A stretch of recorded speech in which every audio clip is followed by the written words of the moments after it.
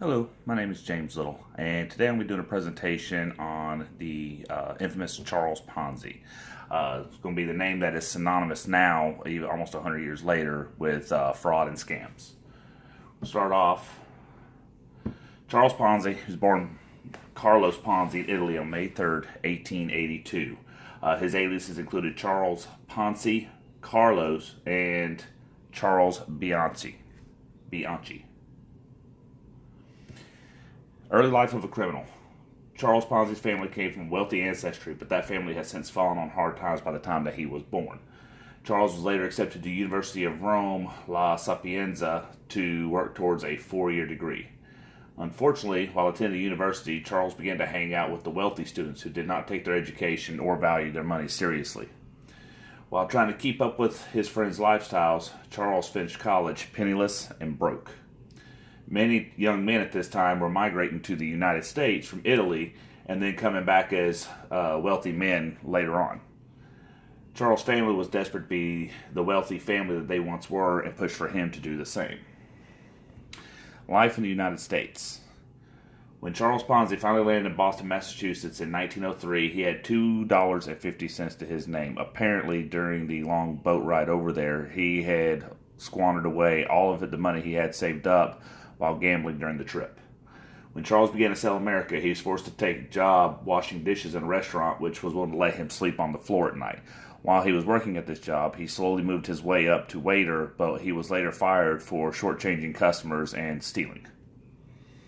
After years of trying, Charles was unable to be successful in the United States. He then moved to Montreal, Canada, where he worked at Banco Zarossi, which was a bank geared towards Italian immigrants. This was when ideas began to form. Start of a criminal empire. While working at the Montreal-based bank, he was able to rise to the position of bank manager. Unfortunately, the bank was failing due to bad real estate loans, and the bank owner fled the country with customers' money. It was discovered the owner was paying back old debts with new depositors' money, now known as a Ponzi scheme. While the owner fled to Mexico to avoid prosecution, once again Charles was left penniless. Charles then took it upon himself to walk into a former bank customer's business, which was known as Canadian Warehousing. Finding the office unattended, Charles wrote himself a check for $423.58 from the company bank book and forged the director's signature. Ponzi was sentenced to 3 years in the penitentiary for the forgery and theft. And the crimes keep coming. After being released from prison in 1911, Charles decided to try his luck again back in the United States. Shortly afterward, though, he was caught up in a scheme smuggling Italian immigrants across the border. He was then sentenced to 2 years in an Atlanta prison. While serving this prison sentence, Ponzi learned more about defrauding people by spending time with a fellow inmate named Charles W. Morse. Morse was a master of fooling doctors and others and was a wealthy Wall Street businessman and speculator.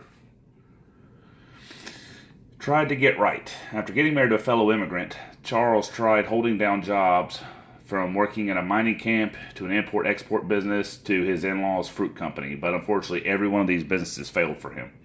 Ponzi never told his new bride about his time in prison, but his own mother sent her a letter informing her of his checkered past. And so it begins. In 1919, Ponzi decided he was no longer going to work for someone else. He set up an office in Boston and brainstormed ideas. Charles would then write to people in Europe and pitch his ideas to them. Finally, a company from Spain wrote back wanting some information. This included an international reply coupon, or IRC. These were commonly used to cover postage from one country to the next. The IRC could also be redeemed to cover the cost for postage in the country where redeemed.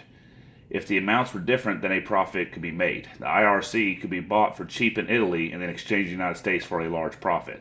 Ponzi made a huge profit off this loophole, and it was perfectly legal. Bigger and better things. Ponzi decided to try to make a legitimate business out of the IRC loophole, but he needed more capital. He tried to sell the idea to several banks, but they were not convinced and would not finance the idea. Ponzi then started his own investing business with money from the public and friends, and the profits began rolling in. As he made more money, he expanded to bigger offices and more employees who were paid extremely well for every new customer they could bring in. It started becoming impossible to keep the business going because of one reason. Ponzi had yet to figure out how to actually transfer these stamps into actual cash. The only way that he could keep the business going was by paying old investors with new investors' money. Eventually, the whole idea collapsed, and investors were out millions of dollars. All his assets were seized to make up for overdrawn accounts, and he turned himself in to federal authorities.